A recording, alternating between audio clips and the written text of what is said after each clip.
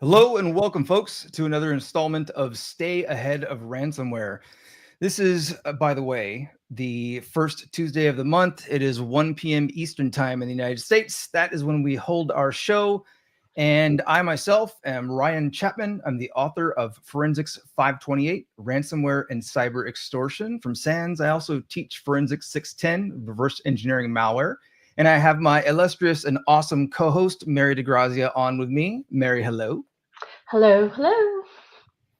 For anyone who's new to the series, basically we're here once a month to talk about ransomware, how to stay ahead of it, hence the name, right? But more so prevention tips. Today we're doing communication tips, technical tips, just a bevy of topics. Today, we're very excited to talk about communicating because as I first went into incident response consulting about 6.5 years ago, I found that I was not yet prepared, and I'm a talker. I love to run my mouth, and realizing the situation that companies find themselves in the midst of a ransomware attack and how much communication is required, whoo, it's a doozy. So I'd like to start off by having people pop in the comments. If you're here viewing us live, awesome. Thank you very much. I'd love to see where where you hail from. Where are you joining today? What country, what state, what city? I don't know if you want to say city or province. So drop those in the comments. Love to see the world appeal to these shows and very excited to see who's along with us. While you're doing that, I would like to take a moment to welcome our special guest, Kelly Miller with FTI Consulting. She's a managing director. And I had my own version of an intro, and I don't like it as much as I like what's on your About Me page at FTI Consulting. I'm just going to read off a couple sentences to say hello here. Ms. Miller offers communication support to organizations experiencing crises. Such as cybersecurity breaches, data privacy incidents, investigations, lawsuits, and other public scrutiny. Perfect. Her track record includes leading communications response for some of the most high-profile and sensitive data breaches, orchestrating preparedness programs for large-scale organizations, anticipating data privacy challenges, navigating sensitive national privacy debates with top-tier press outlets, and propelling emerging brands into influential players in federal cybersecurity. Whoever wrote that for you, that's money. And I just have to throw in for the ladies, I also saw that you were a DCA Live Power Women in Tech, recognized for that. So that is fantastic. I love the DC tech community, the DC women in tech, women in cyber, women in privacy. It's all awesome. Thank you both so much for having me today. Thank you for joining us. We're very happy to have you along. So, a lot of times we don't necessarily have an outlined format for the show. We just start right away with the topic and just see where the conversation leads us and, traverse those paths, right? So I do have one question that I'll use to kind of start things off here. And I'll just begin with, when was the first time, the first moment, aha moment, whatever you want to call it, where you realized that communications was of utmost importance during a crisis, especially related to cybersecurity? Yeah, that's a really great question. And I think it's one that's kind of overlooked. A lot of organizations are really focused on how do we avoid getting hacked, but that's really not the name of the game anymore. Every organization I know has had some sort of breach, whether it's their own or a vendor, or they are slowly accepting the truth that one day they will have a breach. So it's not a matter of if, it's a matter of when. And organizations aren't judged very harshly anymore for simply having a cybersecurity incident because it's so commonplace. What they are judged for are fumbling the response, and that's where communications is so important. So in about 2020, when we're seeing a lot more ransomware, that's when I was starting to see, organizations really setting themselves apart for how they communicated through something. The articles of criticizing organizations was not focused on how bad their cybersecurity system was. It was how unclear were their communications, or why weren't they talking for weeks. So that's why I think communications work is so important. I love that and could not agree more. In fact, the fact that you mentioned if they fumble the response, that is such a huge, huge thing. I've had clients in the past who, on the technical side, as we're working through the incident, phenomenal. They're able to jump into their own systems, match our speed and veracity, and just amazing. And I'm extremely excited and happy.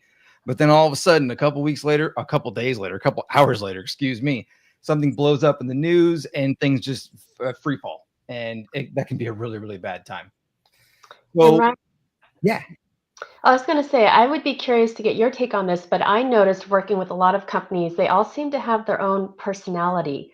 Like the company itself actually has a personality as well as the people, that you're working with. And some seem they're a lot more conservative. Others seem like they really want to communicate both with employees and externally, whereas others are a lot, more quiet and they're a lot more conservative in how they approach things. And Kelly, I'm just kind of curious if you've noticed that working with your various clients as well, like the different personalities of the companies that kind of come out as you're working with them. Oh yeah, absolutely. That's one of many reasons why no comms response shouldn't to an incident is created equal. Everything needs to be unique and tailored, and it needs to be based on the audiences. And so, when I come into an organization on, oftentimes some of the worst days of these people's careers,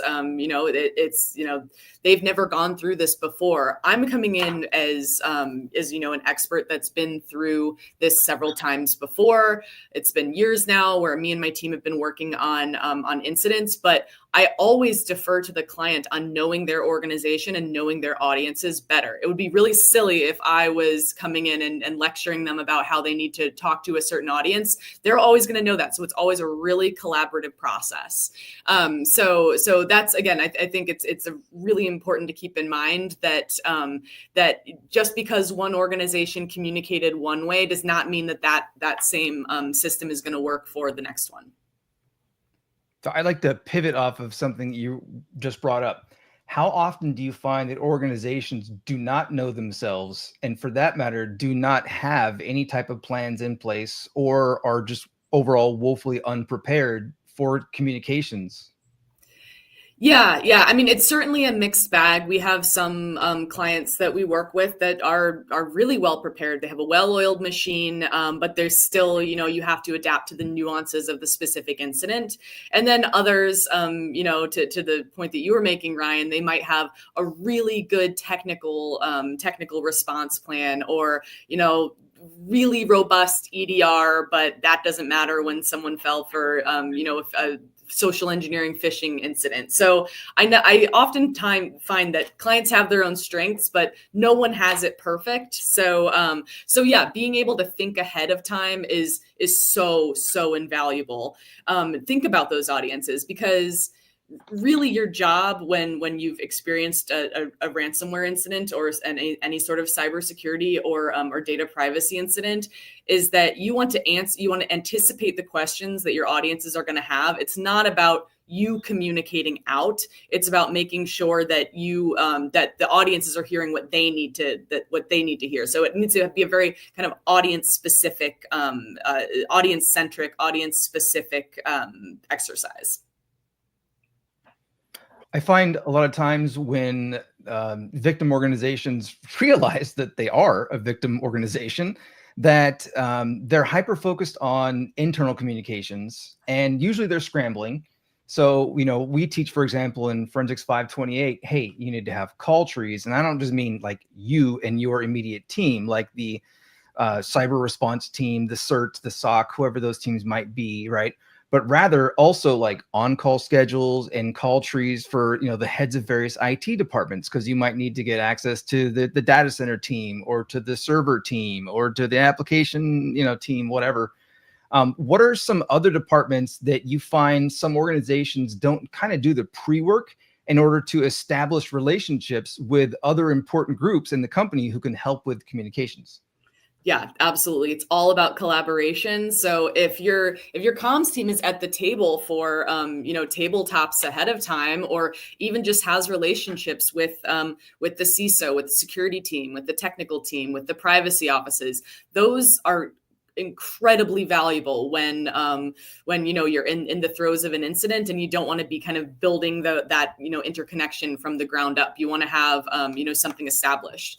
A lot of times when organizations will come to our team looking for we saying we want to prepare for a comms incident, they might be expecting us to draft what a media statement is going to look like ahead of time, but that's not what's most important. Again, every incident is different, so you're going to want to make sure that anything that you put out is really tailored. But more important is establishing those protocols, the infrastructure that you mentioned of what is the approval process to get a statement out. What eyes on this do we need? How are we going to make sure that we're getting the right information from the right team so that what we're saying publicly has the most information in it?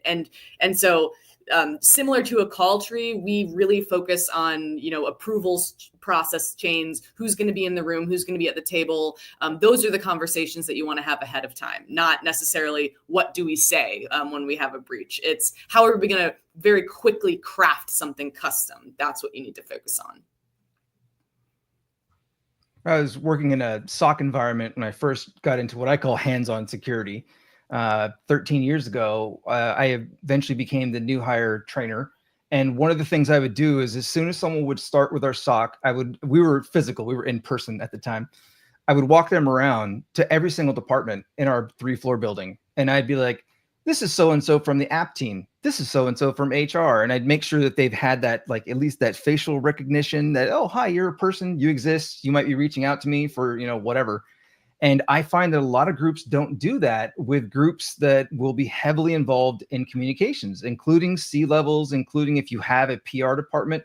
Most SOCs and certs don't even know anyone in their PR department. So let alone do they not have that pre-familiarity.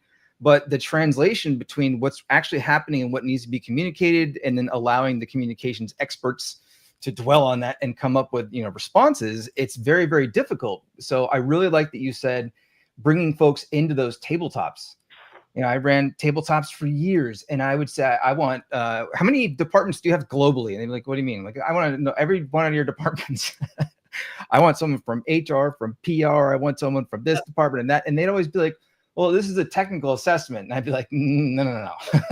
This is an incident assessment, right? We're going to go through an entire scale incident. Where's your C-levels? Where's your CISO? Can we get that person in here? Well, their time is very valuable. Like, we'll see how valuable their time is when you're in the midst of a ransomware incident, right?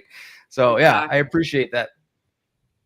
Yeah, it's such a good point, and I always want to make sure that that there's just a connectivity ahead of time, because communications is not just an output.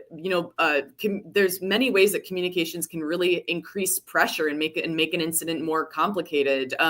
One thing we focus on when we're working with organizations ahead of time is, what reporter relationships do you have with now? Because one, top tier media story that goes out, all of a sudden the CISO's calendar is going to be completely jammed up because everyone's going to want to talk to them. So if you're able to, work with that reporter ahead of time, establish rapport, make sure that the story is as accurate as possible, that they have background to understand the severity of the attack and can, help, that you can use media instead of, instead of it being an issue for you of like, okay, what information do we want to get out to the audiences? How can we help shape this now ahead of time? All of that, can help make everyone's lives easier down the road. So again, communications earlier the better. And when you're preparing, getting us in the door, we're always happy to do it. And collaboration, again, is the name of the game for all the people working in incident response. The more that we're talking to each other, the more that we're sharing, the better the response is going to be. So in the world of ransomware, oftentimes, unfortunately, victim organizations find out that, again, they are a victim organization when encryption notes start showing up, ransom notes start showing up, and encrypted files are just flooding the network, right? In those cases, oftentimes internal groups, like non-third-party organizations, because they haven't been contacted yet, will assign like an incident commander. And I've always recommended that you also assign a scribe, and that you have a pool of these people to choose from, because who knows how long the investigation is going to go on. And I've seen many times that the royal we struggle just on internal communications, from handing off from one incident commander to the next, and what communications they've made to C-levels and whatnot, and what questions are still around. So I typically recommend creating, like, whether it's a Google Sheet or some more formal documentation on open questions, who they're to, who needs to know what. Do you have any tips and tricks in regard to, like, starting with internal communications? Say a company just realizes, okay, we have an incident on our hand. This is a P1 or a SEB1 or whatever they want to call it. What tips and tricks do you have for them to start off with the internal communications? Yeah, I love that. And again, tracking everything, making sure that everything is on the same page. When we're working with our clients, we usually put together what we call a playbook, which is, so everyone is singing from the same song sheet. That's what we say, is that we want to, a lot of the information is going to change and evolve over time, but you really want to make sure it's consistent. And leaks happen too. So internal communications is really important, because essentially you could be communicating with the outside world. So to your question about, what to keep in mind for, those early moments of, the ransomware note, the ransom note is up on people's screens. I think it's one thing is to be one, I think, important thing. And again, why it's really important to prepare for this ahead of time is to think, when are you going to rip off that Band-Aid? I think that a lot of organizations can get scared, and it could be their instinct to, okay, let's not call this ransomware yet. Let's make sure that we get, more of a handle on a situation. But you want to build trust in those early moments. So I tend to think that it's pretty important to be honest with your employees about what this is, and more importantly, what this isn't. If you're able to say very quickly, for example, that what operations are still working within your organization, what isn't working, is always really critical when there's operational disruption. That's the kind of thing that you want to focus on, is getting fact versus fiction out there, because if you're silent or if you're evasive, that's when the rumor mill starts. Another just very tactical tip is that with any organization internally, one of the first questions is going to be, what about payroll? Not every organization has a great answer to that question, but that's one of the things you want to think about ahead of time. How are we going to be able to run payroll? Oftentimes these incidents are happening on Fridays when, beginning of the month, coinciding with again, questions that employees have about their pay. So that, and that's again why it's so important to tailor your communications to your audiences, that you don't necessarily need to tell the reporter from the Wall Street Journal that you're going to be able to run payroll, but when you're getting a question from your own employee, you want to anticipate that might be the first question they have. Why not include that in your first communication? Yeah, when you brought up that payroll, I was really surprised when I, first started working these investigations, because we're always thinking about get the forensic evidence, start doing the analysis, see how the threat actors got in. But their focus, one of the first things we do is we ask them to prioritize their systems. What systems you want to get back up online? Which ones are we going to start restoring first? And like you mentioned, payroll is always at the forefront there, depending on where in the cycle, that occurs. And I've seen companies, they will go to, they will go to a complete backup system, cutting electronic checks, doing whatever they can to make sure that people are getting paid.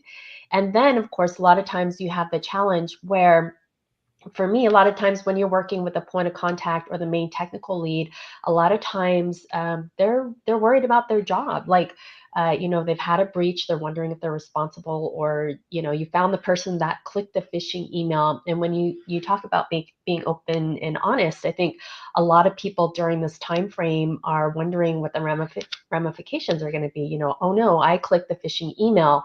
I was the one that's, responsible for this, or the IT person, forgot to set up MFA on the RDP access, and now, the threat actors are in. And I'm just curious, have you ever dealt with a situation where in the middle of everything, you lost a point of contact you were working with, either because they they quit and they moved on, and that has actually happened to me in the middle of an investigation. Our main point of contact started looking for, that exit because they weren't sure what was going to happen. Maybe that's because it wasn't communicated to them, like, hey, don't worry, we're going to get through this.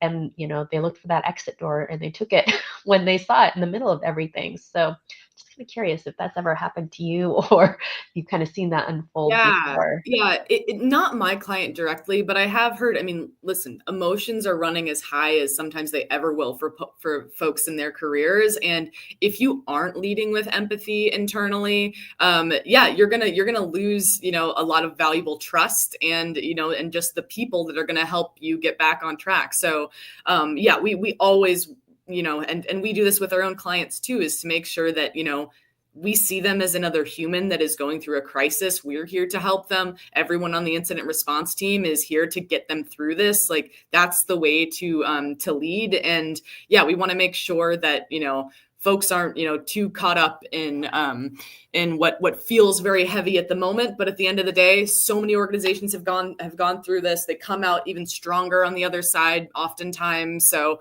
yeah, I think that's a really important point. On that note about coming out stronger on the other side, it just may sound funny, but when some organizations are interviewing people, for some reason, they will ask, have you ever experienced a large scale incident, let alone ransomware or something? And if the prospective employee says, yes, I was involved in, 1, 2, 10, hopefully not 10, sometimes that will be seen as a negative from that person's perspective. I see it as the exact opposite. You can't have the experience you truly gain from going through an incident without going through an incident. And I just think that the skills that you learn, although sometimes having to learn them very quickly and stumbling along the way, can be crucial to one's overall career. So I guess what I'm saying is, to bolster your career, just make sure you have a couple incidents. No, I completely agree. It's yeah, and oftentimes that's when organizations will then take the preparedness seriously after that, to make sure maybe it was always on a to-do list and a nice to have list of, oh, we should run more tabletops, or oh, we should actually get a comms plan together, but you go through even a minor incident and all of a sudden you realize, oh wow, okay, we are not prepared as we thought we were, or there are more people that we should have in the room for these kinds of discussions. And yeah, and then you're doing really great work to make sure that the next time something pops up, that you're even better prepared. And Ryan, I think we have a slide on that on 528. Basically, this is your opportunity. If you are, on the SOC or the IT team, this is your opportunity to get those things that you have been asking for, right? This is kind of like when you get, I don't want to say the blank check, but when the upper management understands, okay, that's why we need to ensure that we really do have everybody enrolled in MFA and not just the admins, or whatever, new equipment you might need or new policies you need to push to get into place. This is usually your opportunity, and sometimes, I'll have calls with the technical people, the point of contacts, and I'll be like, hey, what is it that you've been trying to get? And sometimes when you have the third party consultant coming in, that's working the investigation, aligning with what you're saying, it can really help push those things through that you've been trying to get.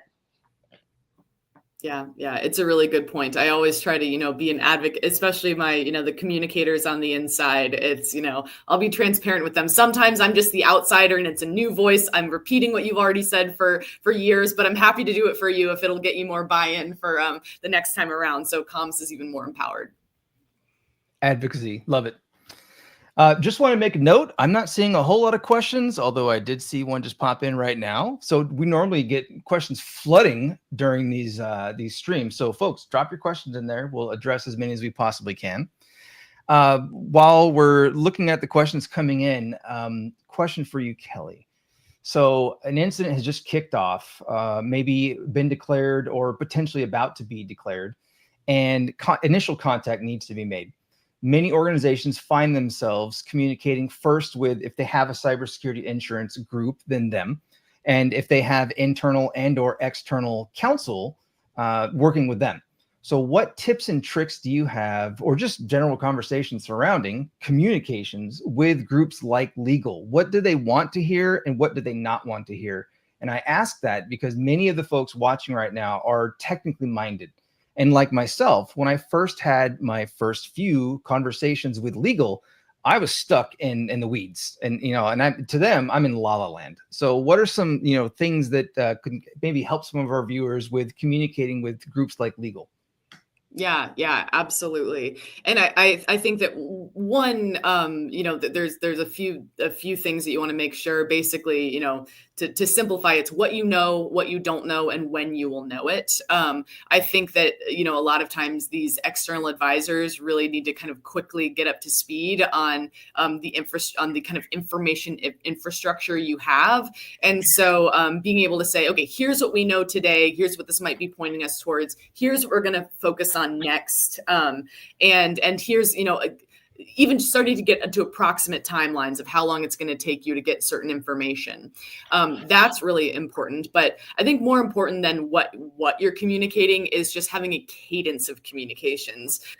Technical people can get very, very distracted, and it makes sense. It's your job became 400 times more complicated. And so oftentimes in the early days, I think it's really important to bring all the team together, even if everyone's busy on their own work streams, to make sure that we are collaborating actively on a daily basis, if not more often at the beginning.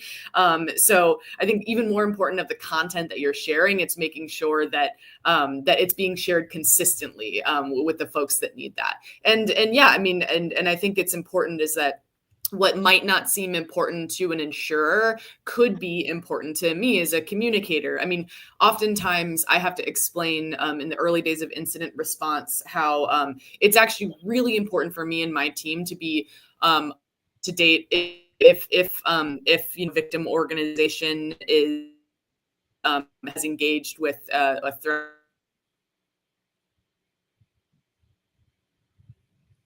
Oh, I think we lost Kelly temporarily. Hopefully temporarily. Out. Oh, are you back? Yes, back. Yes. Sorry about that. All good. Yeah. The last point I was going to make is that information is key. And so making sure that, again, it might not seem, you might not be connecting the dots at first to realize that, oh, I should let the communications team know what's the latest as I'm engaged with the threat actor, for example. That might to you seem more like, okay, paying the ransom or not, but as a comms team, we want to be able to anticipate potential escalations from the threat actor group. So just one example of why making sure that all the teams are together and sharing information regularly is so important. I love that. I also am a big fan of establishing not just an incident response team, but also a business incident response team, or a BERT, which is just a fun word to say, BERT. And having a regular cadence to either calls or at least check-ins via, whatever text chat client you're using, and having everyone be on the same page and knowing, what tasks are open, what things have been identified. I find that legal often wants to know about reporting requirements. So they often want to know what data is at risk. And, we work ransomware cases kind of backward and a lot of times, right? You find the encryption or encrypted files, you find the ransom notes. And then from there, it's okay, well, what host is he showing up on? Or what was the payload or the encryptor that caused these to be dropped? How was that executed? Which user? But you have to go back further and further to get to the data archival / data collection / data exfiltration, let alone just looking at more of the forensic artifacts, like Mary and I have been doing for years, and just understanding potential file access versus exfiltration. And sometimes it can be difficult because those initial conversations with legal, you're like, well, yeah, we won't know that for like 3 days. And they're like, oh, well, we have to report on it in 48 hours. You're like, oh, okay. So having those folks be aware, in a high level manner of where the investigation is and when you expect to be able to discover certain things is really important. Yeah, timelines and setting expectations on timelines is so important. A lot of times our clients are running into issues where, they want to be able to communicate, but there's just certain information they're just not going to know for a couple of days, or maybe even a couple of, oftentimes if it's, a full forensics investigation, that takes weeks or months. But what we try to help coach them toward is, set expectations about that. Tell your audiences, what can you share now? And then what will you plan to share down the line? I saw one question about IOCs in the chat, not to get ahead of us, but that's a really important point, is that's a really strong communications tool. If you're an organization willing to share IOCs, indicators of compromise that, give information about the threat actor group, to very oversimplify, that can be a really helpful communications tool. You might not have those ready on day 2, but even being able to tell your partners, I will share IOCs with you when they're ready, that can give you a little bit more progress than just silence. So there's always creative ways around what can be very tricky timelines, and proactivity is the key for all of that. I guess that kind of makes me think of also information sharing groups or trust groups or, ISACs, where you have pre-established trust that's been vetted and you have people you can communicate with in order to learn more about, potentially the threat actor, the malware at play, the payload, et cetera, et cetera. Let's go to some of the questions in chat here. One of them that stands out because it would be an early thing to kind of have in your back pocket. Matthew asks, are there comms templates or checklists, like good examples that you might be able to point us to? Yeah, that's maybe I can follow up with Matthew. I've got your full name in LinkedIn, so I can send you more specifics later. But this is exactly the line that this is what we want to move towards when we're working with organizations ahead of time. It's not a full draft of a media statement, but what are the points that you want to have in your media statement, and who are the people that you want to be able to talk to ahead of time in those first 48 hours? Who do you want to make sure knows about this incident? What boxes do you want to make sure that you're checking when things are chaotic, you're very distracted? So there are definitely some tools, and that's exactly what I think you should be thinking about ahead of time. Speaking of thinking about things ahead of time, there's another question here from Cyber who asks thoughts on needing a master's degree to work in cyber, and then mentioning that threat actors often don't have academic achievements, but they're still able to do what they do. So I kind of want to add to that question just a little bit and ask if you think that there are any higher learning education institutions or any particular type of classes or certifications that might help someone with communicating. I mean, aside from, communications 101, which should be an obvious one.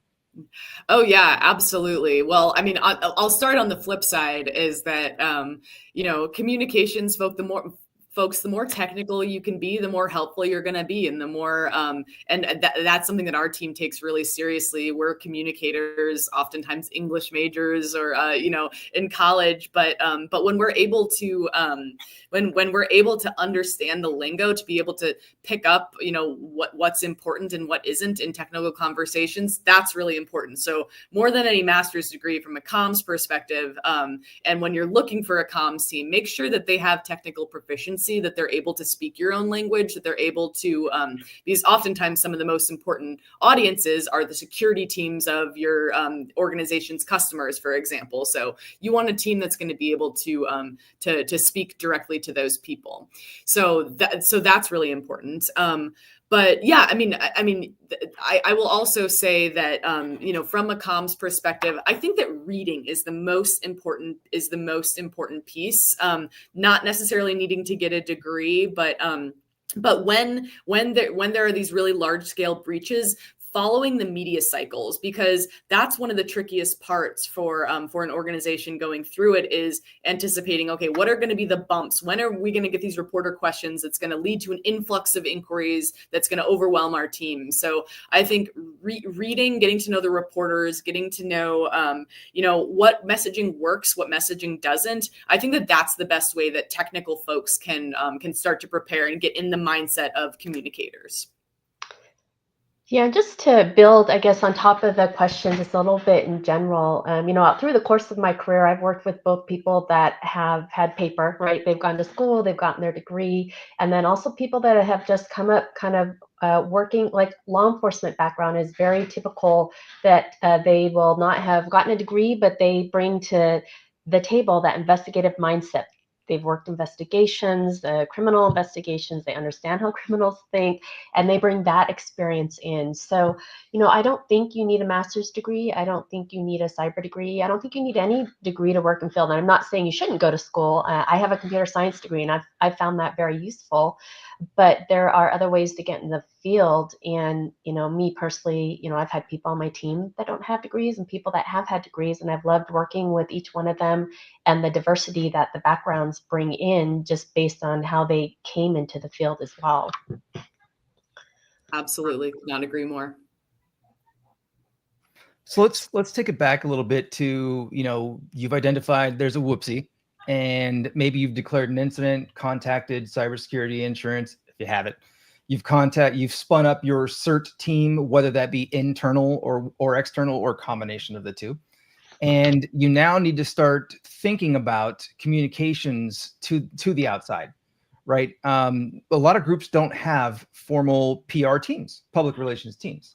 Yep. Right. So who are some of the folks that you have found are best equipped to kind of fill in that role if an organization doesn't have a PR team? Yeah, absolutely. It happens really, really often. Really think that general counsel is often, our main point of contact, because we're always working incredibly closely with the legal team. We never want to make sure that all communications is aligned with legal strategy, that no organization is unintentionally, opening themselves up to risk, and that we're following the law. I mean, the state by state, the kind of patchwork in the U.S. at least, it can be really complicated. And if you're not kind of guided by legal strategy, that can be really difficult. So yeah, oftentimes the general counsel is a good point of contact for us. I think that. And even if you're not, hiring a team like mine, I think that the legal team is a good kind of starting point. Sometimes it's also interesting when my clients have marketing but not communications.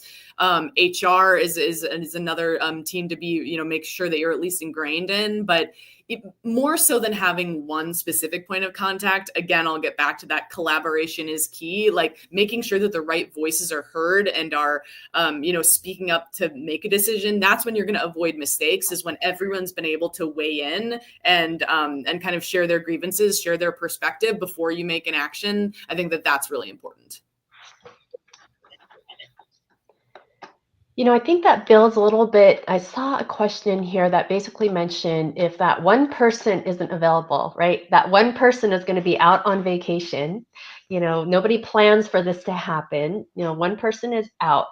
How do you escalate things beyond them? Can you, like move past that? And you mentioned collaboration. And I think, typically we see the way that I've seen that unfold is if, someone's not available, it's really the group coming together and making a decision that they think is best based on everything they know to that point in time. So typically, it's not really bypassing them, but it's working together as a group to figure out what to do. Okay, Mary's gone on vacation. We can't get a hold of her. We don't know what to do about this database server, or we can't get the final approval. And everybody just comes together. And another point, when you're coming up with these call trees that you mentioned earlier, Ryan, you shouldn't have just one failure point, because people do take time off of work and they're not always available when you need them. Yeah, contingency planning is everything. Completely agree. And yeah, and working on that muscle memory too is that it's that not one person is, the single point of failure. If you're doing tabletops ahead of time, if you're having these conversations ahead of time, you're opening up relationships. You have more people to go to. All of this I think is really important. I could not agree more, Mary. So another kind of potentially early on type of conversation you might have to have is law enforcement notification, which of course should always go through any legal that's involved. But what things have you noticed, work well, or maybe don't work as well, or tips and tricks or whatnot when it comes to, initiating communications with law enforcement?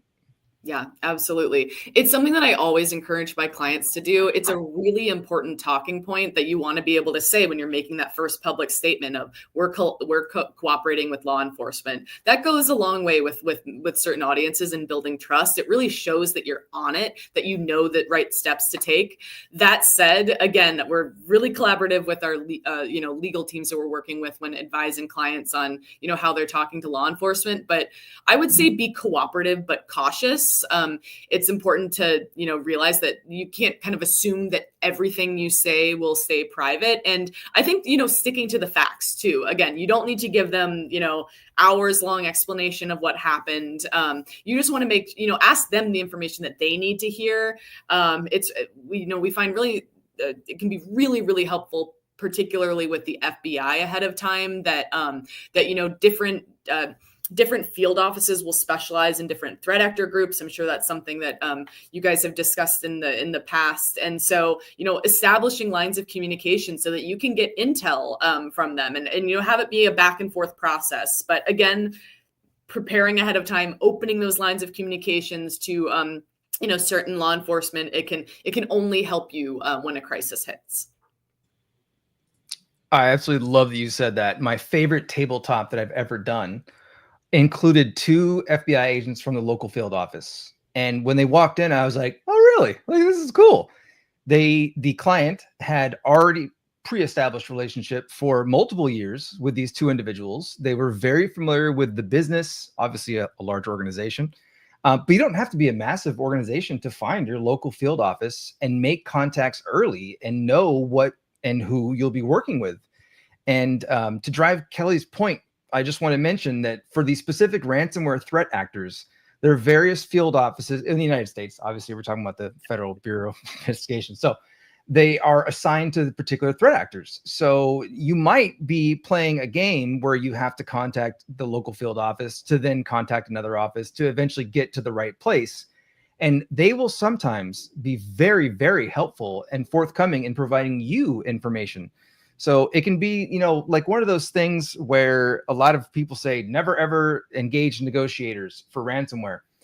Even if you have zero intent on ever paying, communicating with them, not anyone should do this, of course, can actually be very, very helpful. They could buy you time. We have a number of reasons we list off in 528. The same can go with law enforcement. The more you communicate and the more you open those lines of communication, you might find that they're feeding you a bunch of intel that could be very, very useful. Because while a ransomware attack feels extremely personal, I can't think of many more attacks that feel more personal to the victim, entity, or organization. Oftentimes, you're not the only one dealing with that group. And there are many others who have dealt with it. And there's details out there that you can learn by engaging in communication. Yeah, absolutely. I mean, yeah, we've had clients that actually got, encryption keys from their local field offices at times. So, yeah, it's something. As a rule of thumb, I generally recommend, cooperation with all levels of law enforcement. Lori asks in the chat, besides the FBI, do you find law enforcement ready to respond? So, for folks in the United States, when you're hit with ransomware, oftentimes the first law enforcement that you'll engage is usually the FBI. As a heads up, the FBI works a number of cases, but they also hand off a number of cases to the Secret Service. Folks are probably surprised by that. I know I was when I was invited to go speak at the Secret Service. I was like, what? But they're protecting the president. They're like, they work a ton of ransomware cases, man. So I have personally found that local, for example, your local police station, you file a report, which you, depending on counsel feedback, you probably should do that too. I found that they're oftentimes under-equipped, usually in terms of personnel and time cycles, to be able to assist, but they will typically provide as many handoffs as they possibly can. So I found it to be an overall positive experience when dealing with a multitude of clients engaging various law enforcement groups. Agreed. Let's see. We have another question here. This is a good one because I could use this too. Stephen asks, are there any good books or similar materials that techie folks can have a read of so that they're better armed when they get that dreaded phone call from the customer? So, communications kind of training in book form, if you will. Yeah, that's a really good question. And I know and I know I was kind of discussing this already. I mean, oftentimes when I'm reading more technical material. It's interesting to put myself in the opposite.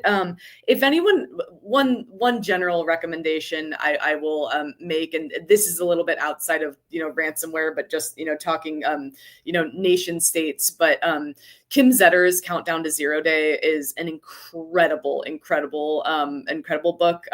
Really, really factual. And while it's, talking about, a specific, U.S. instigated cyber incident, involving Iran's nuclear program, there was it's really I think it's really helpful to see how how communications can be so critical in successful attacks. Whether it's and I think that there's a lot of universal applications that come from that. I think Kim Zetter's an incredible journalist. But I really do think that I think the most helpful thing is just following the media itself. I'll give it a think on some, books specifically. I think there's some good, kind of comms 101 resources out there that couldn't hurt. But when it comes to communicating through cybersecurity incidents, I really think that that following the media cycles, seeing who are the reporters, who are the, kind of first to report on these things. What facts are they looking for?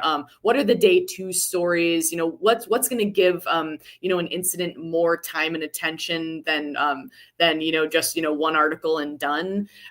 We're in kind of an age of ransomware fatigue as well. It's happened so often. A few years ago, it used to be headlines, top tier reporting when, a major brand had a cyber incident of sorts.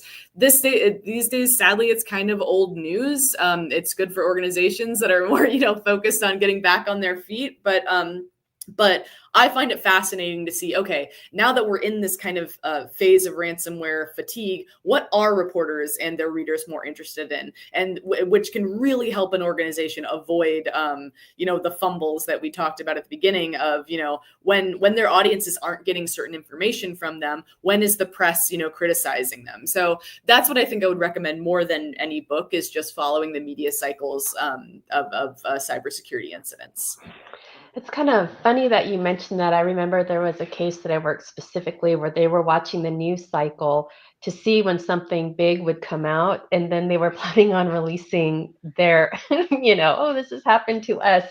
Like, oh, this other story just broke. This is a great time. We should go ahead and push ours out now because no one's going to care about it because all this other stuff is going on in the world right now. Just going to slide under that radar. Yeah, exactly. Sneak it out there. Yeah, I mean, sadly, media cycles like that, it can be used to your advantage, but oftentimes I'm also, just as equally working on clients who, particularly, I think that healthcare organizations and hospitals are very different, but oftentimes when like a hospital has like certain systems that are down, they want to be able to communicate with patients. And so sometimes it can be the opposite, B2B tech where there's no disruption, it's just data taken. They might want to try to, be a little bit more under the radar, but just as often as not, organizations want to make sure that they're getting in front of people. And sometimes their email systems are down that they might usually use to get in touch with patients. And so how can they think creatively about getting in front of them? So yeah, it works both ways. But to that earlier point, I think that's why it's so important to know how media does pay attention, how media can be helpful or hurtful to an organization as they're going through an incident. Kelly, one of the things I've dealt with over the years is we've been focusing on where communication is positive and is augmenting the overall response process, let alone after effects, which we'll get to towards the end here.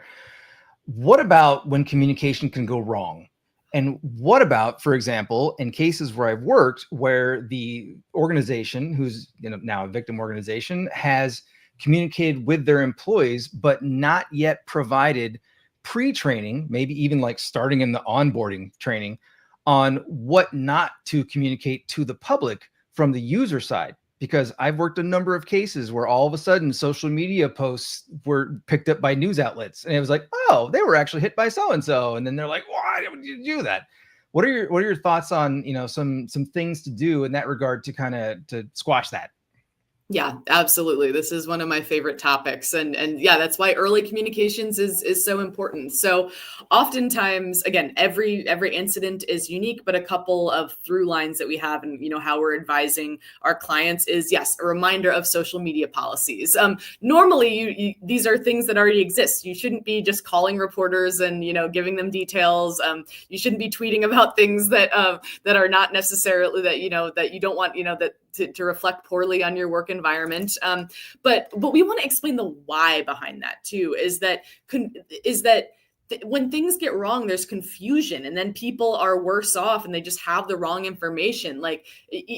Truly, you just want to make sure that you're, again, separating fact from fiction. So when we have those, first internal communications, oftentimes we'll say, here's what we know right now. We will continue to keep you updated.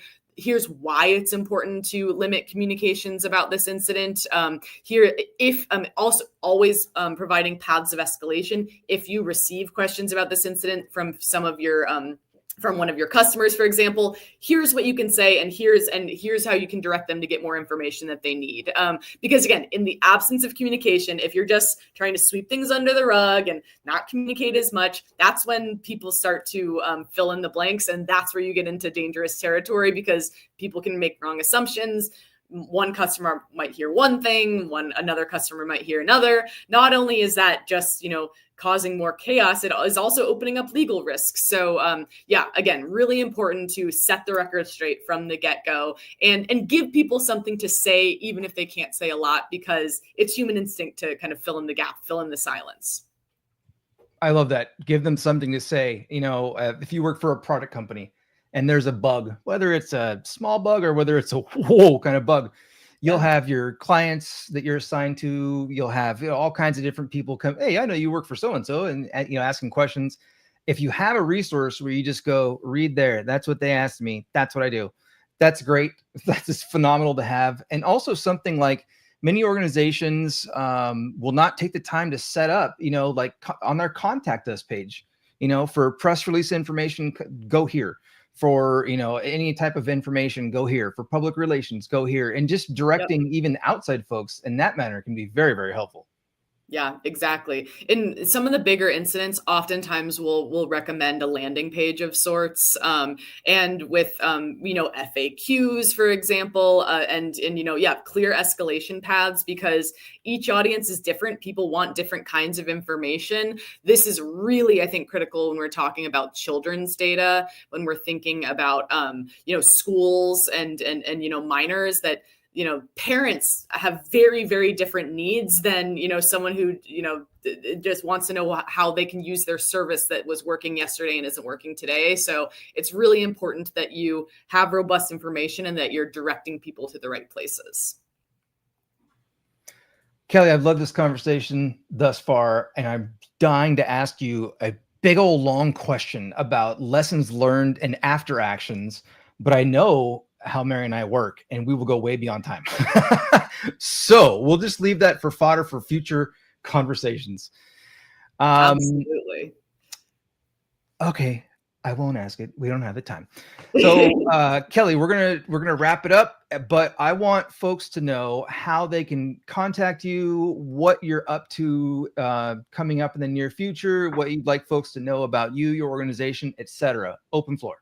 Yeah, absolutely. And thank you so much for having me. This was truly such a delight. I can tell we're all equally passionate about this, and so these are the kind of conversations that, that we should all be having more often, and ahead of time, not in the middle of a fire when something's going on. So thank you so much for having me. And your organization does so much at kind of democratizing information in terms of cybersecurity. So it's really just been a pleasure to be here today. So yeah, you can find me, my team, FTI, Cybersecurity and Data Privacy Communications Group. We're really specialized in incident response for cybersecurity and data privacy incidents. My team, there's about 40 of us globally, and this is all that we do. So we don't do other kinds of crises. We only do this. We know it really well. We do it really well. So if you're considering, partnering with an organization, always happy to chat. I can drop maybe my email in the chat, kelly.miller@fticonsulting.com. Always happy to chat. I'm on LinkedIn. I'm around.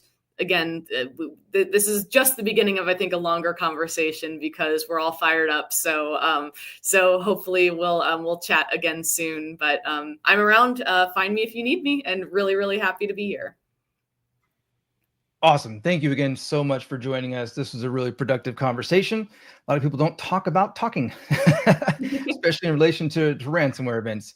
Mary, what are you up to going forward? What do you want folks to know? Yeah, absolutely. Well, we have the Ransomware Summit at the end of this month. That's coming up pretty quick. So Ryan and I are both chairing that, and then I'll be doing an AI workshop at lunchtime, and then I'll be teaching at the DFIR Summit in July. So that's about as far out as I can think right now. What about you, Ryan? I was going to plug that Ransomware Summit also for folks to be aware. It is on Friday the 30th. Oh, that's this month. It's already coming up. So that's going to be an all-day affair. This is our 4th annual, and we're very, very proud of this event. And I'm really excited for Mary's workshop, by the way. So when information is communicated about that, you may want to check it out as soon as you can. So does it fill up? I also have some runs of Forensics 528, our ransomware and cyber extortion course. I'm trying to look them up now. When's my next one? Looks like I'll be at I was going to say the Ransomware Summit. No, Terry's taking that one. We are running a 528 alongside the summit, just following the summit. And then for DFIR Summit, in late July, I'll be teaching Forensics 528 online there. I have a Tokyo class coming up. It's going to be remote, but if maybe enough people sign up, I get to go. So my website is incidentresponse.training, and I'm RJ_chap, as you see right there on the screen there on X/Twitter, so you can hit me up there. Again, Kelly, thank you so much for joining us.